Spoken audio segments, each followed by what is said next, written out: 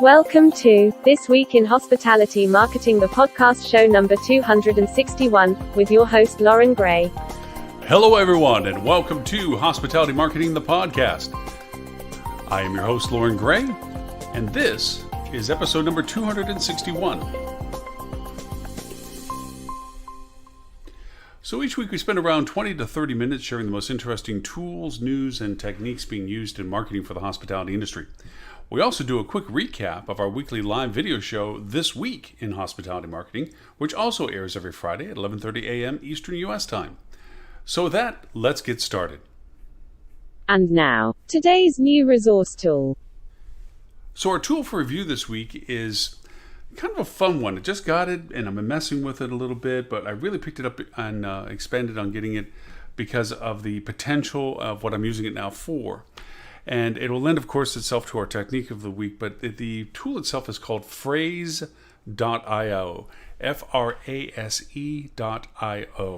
Now, the premise of the platform is to create AI-generated content. Now, AI gets used and tossed around quite a lot. Sometimes it's just machine learning, or sometimes it's just algorithmic learning, conditional statements, or whatever. This one lends itself to be a little bit more advanced than that. I think it does a very good job of filtering out versus just giving you data. Now, let me explain a little bit of what this purposely does. It goes in and looks for the content based on question queries that you give it. So this goes to our technique of answering questions. If you ask questions of this, it'll go and look for who's providing the most relevant, optimized answer to those questions. You can be as granular about those questions as you like, or as broad as the questions as you would like. It queries out a tremendous amount of platforms, not just Google, but all of them in that sense. My mind just went blank as to some of the other platforms that they do. But it hits all the TripAdvisors, just everything that there's questions and content for. And it puts it all together into different categories. The category breakdowns are relatively nice. They're topics, they're questions, there's links. And the cool part of it is once you do this, it'll pull this in. It's what's called create a document. Once you create a document based on answering that particular question, and it breaks it down into lots of different sections, you can see what those things are and then say, oh, I liked what that says. And literally cut it and move it over into creating this document for yourself. Now, the misnomer is document, because it's not as if you're just creating something to read or something to put into a printout or anything like this. This document is actually creating page content for you. It's allowing you to pull in the isolated pieces of content most relevant to this question, the links even associated with it, and then it even helps you optimize all that content together, so it doesn't literally look like a cut and paste job of different pieces being put together for this. Then you can take that content, that document as it were, and use that specifically on your website addressing that particular question.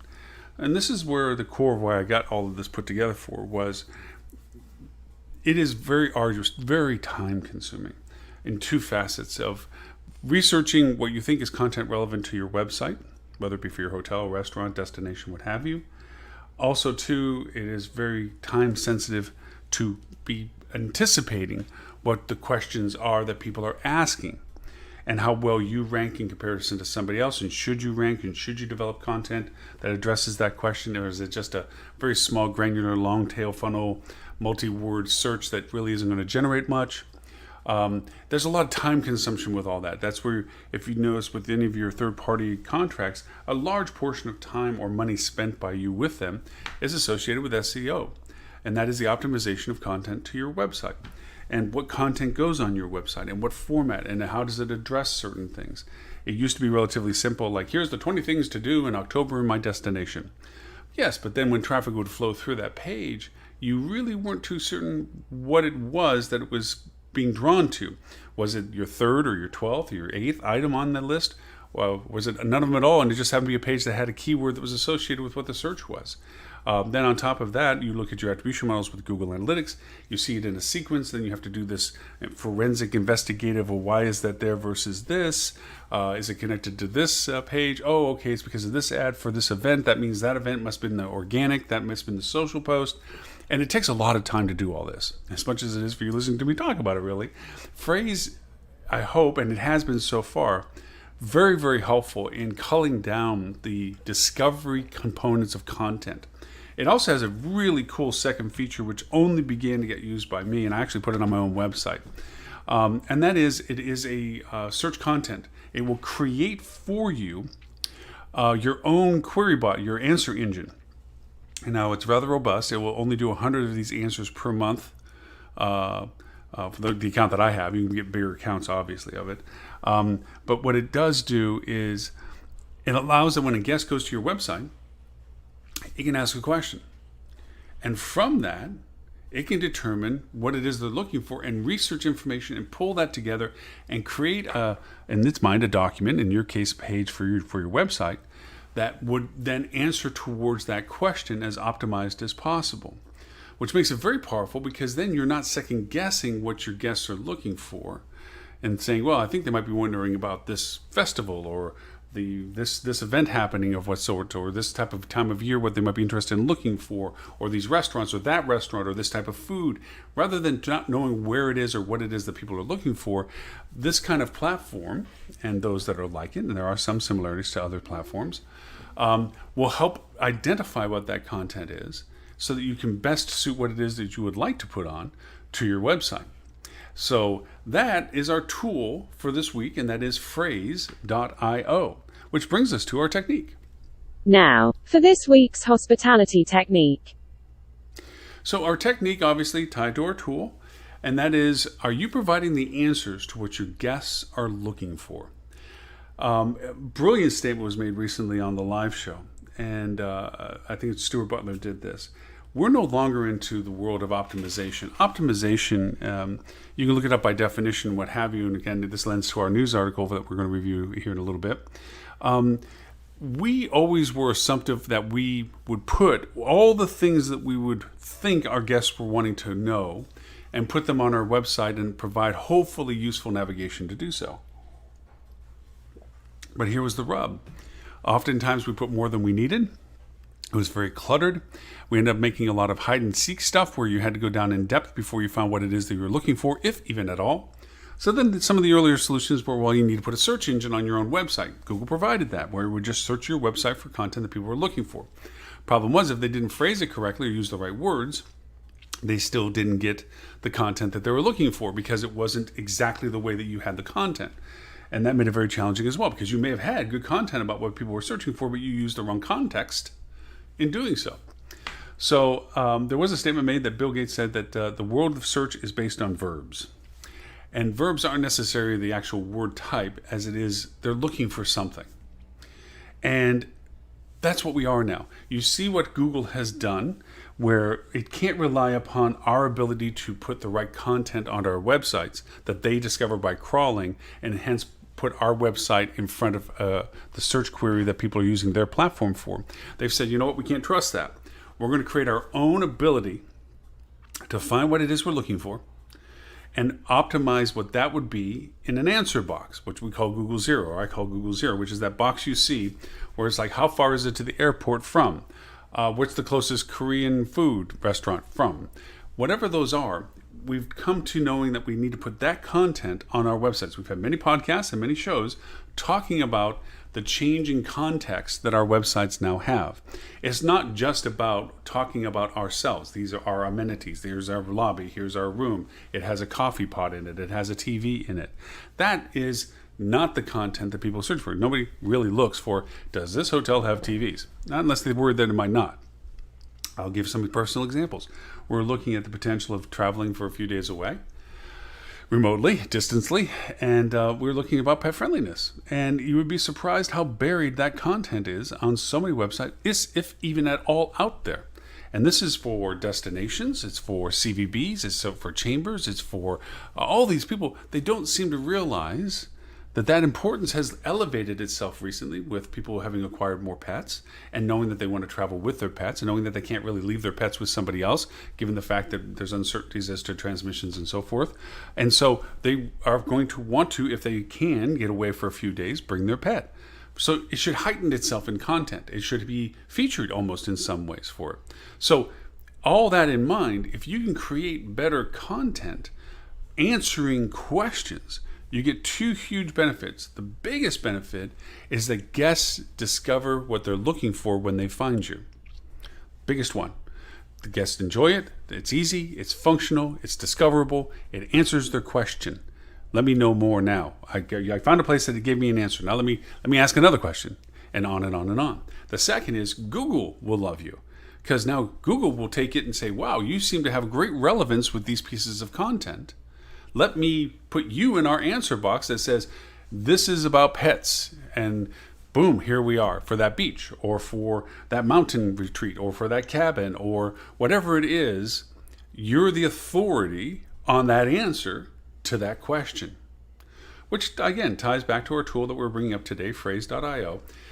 It can be very time consuming, very much guesswork, as I mentioned, trying to determine what these contexts are. And you can sit there and literally, I have done this. This is old school. What question would I ask if I'm traveling to my destination that I'm trying to optimize? What's this? What's this? What's that? Where far is this? Is this close by? What is there to do? Wonder if I was this age and not that age. Wonder if I had kids and didn't have kids. So many variables. Why not allow the technology to support what we're doing by having that filtered through, by using what questions are being asked, finding out the optimized answer to that, and assuming that role by adding that content to your website, providing the answers that your guests are looking for. So I ask you the question again for our technique of the week. Are you providing the answers to what your guests are looking for? Now, this week's hospitality news that you should know. Okay, so news and show review. We had a guest host with us, David Malini. Easier to type than it is to say. David is the CEO of Angie Hospitality. Just recently minted in that role, actually. He picked it up at the beginning of July. No time like the present, right? Angie Hospitality does voice activation software for hotels. I'll be honest with you, I was initially a skeptic of the conversation because I don't like adding that kind of hardware into rooms, one from a privatization point of view, the second from having been an old hotelier, just the maintenance of stuff. And anytime you try to get on the front edge of technology, it's really ugly when you end up being on the back end after a couple of years, because the investment to put it into the rooms is pretty heavy. I'm not saying of his platforms, but in general technology. And because of that, after a couple of years, that newness isn't there anymore. And some people, it can have been so new, they don't understand it. Case in point, I stayed at a hotel in Las Vegas. They had dedicated themselves several thousand rooms, actually, to put a screen beside the bed that controlled all your lights and TVs and everything in it. Really spiffy, super neat, except for it was the only place you really could control the stuff. So you always had to sit down on the bed to control it. Two, there was a wire loose in it, and after about 3 calls down, they finally had somebody that pulled the wire all the way from the wall into it and had replaced all of it before it finally worked correctly, because somebody had knocked it off the countertop or broke it or tugged on the wire or something, but it had hardware issues to that. In the meanwhile, I couldn't turn on half the lights in the room or what have you with it. It was just, that's the flaws of those kind of things. Well, David and his voice activation software went through a very long discussion, great discussion with him actually. With us was also Adele Gutman from Aspire Reputation, Dean Schmidt from Basecamp MetaSearch. We also had Kat Mohammed, who is the Director of Education for AHOA, Asian American Hotel Owners Association. Mr. Tim Peter from Tim Peter and Associates, Tristan Hayward and Ben Henley, both from 3 and 6 Agency from across the pond in England. So those were our fellow co-hosts with this. We had a really nice discussion as to usabilities, functionalities, security, value proposition. Of course, now with our current circumstances, and this is something that David brought out prior to the COVID incident and pandemic, it was all about convenience. Now it's actually about safety, because by being able to communicate verbally within the room, adjusting the temperature, turning on the TV, calling down for room service, calling the front desk even, and also, he said, from the cost savings of even replacing 2 pieces of hardware in the room that have less value than they had before, and that is the clock and the phone, by having the voice command be your phone for you now, but still be able to call 911 and all the important things that are required for it. It actually saved the hotel money from removing those pieces and items away, because obviously you say, well, what about the clock? Well, the clock is what time is it? And it would actually answer. It would say, hey Angie, what time is it? And it would give you the time. So in that sense, it helped. And also from a safety point of view, it was much fewer things to keep clean, cleanliness issues in the rooms, the cost of that going down. And also from a safety perspective, for guest usages, it's one more thing that you can actually sell towards what a feature is of your hotel, that you have less contact issues in the room by touching thermostats or clocks or phones or whatever have you, or even room service or using your own hardware. So it was really good, fun conversation with that. It lasted for quite a while. We talked again about the implementation of potential savings like this and the direction where all this technology was going to go in this voice activation world. We have in our own group of hosts, we have our own skeptics as to how far this will go and how much security can really be put into it. And what else from that will be coming from all of it? We also did talk about the real ramifications of from a news article of the government forcing the sale of TikTok. How is that possible that that is being put into play? Then it goes into several platforms at that point. Well, when does that stop? That's a slippery slope. If you're saying we feel that this company, unless it's owned by the U.S., we don't want it in the U.S. because we're afraid of the data that's being pulled. It's a legitimate concern. But by the same token, when did governments become the enforcers of who gets to own what companies for them to be in the? It's a slippery slope. So we had a good show, and always in recent weeks and months, actually, our shows have been running a little over 2 hours each week, which is not out of the norm. We usually hit the 2-hour mark, but for some reason, these past couple of months, because of all the things we've had to be able to talk about, we ran over a little bit more. So that brings me to my news feature of the week, which goes pretty much hand in hand again with the technique and the tools. Go figure. And it comes from a website called medium.com. And it says the better marketing, the complete guide to SEO in 2020. Now, you may think that's a little bit of a, old news, same news kind of thing. But really, it kind of lends itself to what we were talking about before of the evolving role of SEO, going from an optimization of what words and terms and content to more context and search. And this is where I also pulled the quote from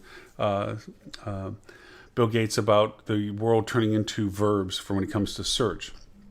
And why do they search? And what are they doing for? They're answering a question. They want a question to be answered, which they did. The article was very well written, I think, from Anna Klowitter.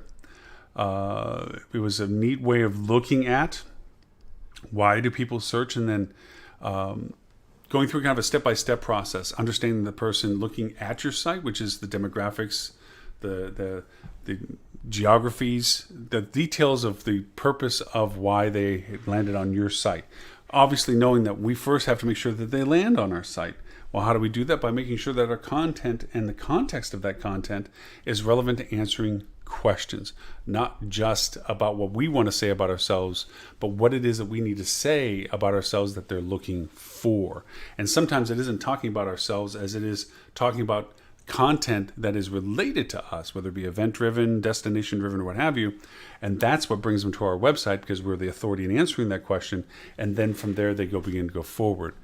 There's also the usage of the words. That will never really go away because, as we know from Bert, it's the words before and after and the context of what the search is for. The intent of the search is the critical component to that. So the words being used are just as important as the context that the words are being put into a sentence for.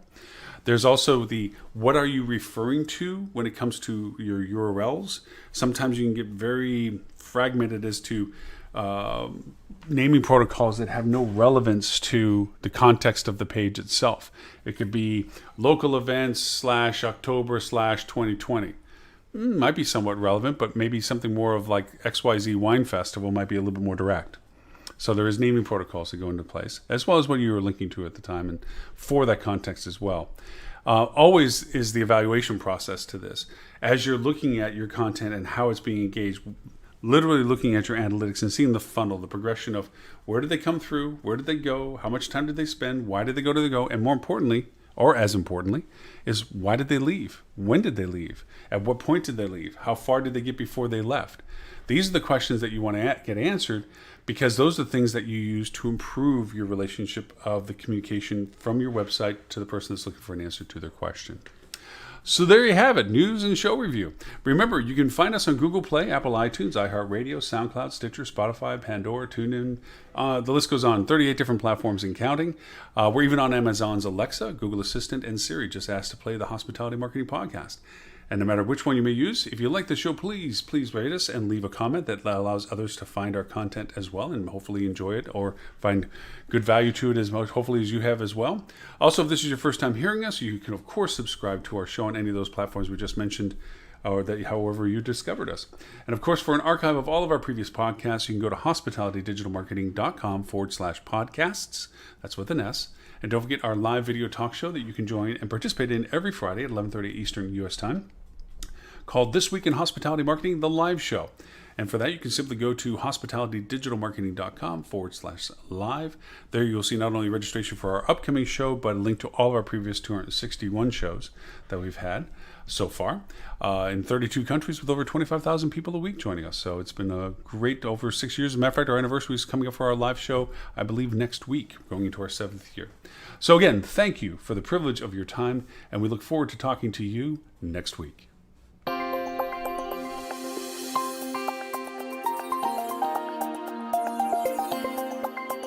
You have been listening to This Week in Hospitality Marketing, the podcast show 261, brought to you by Hospitality Digital Marketing in support of the HSMAI, the Hospitality Sales and Marketing Association International. All rights reserved. Copyright 2020.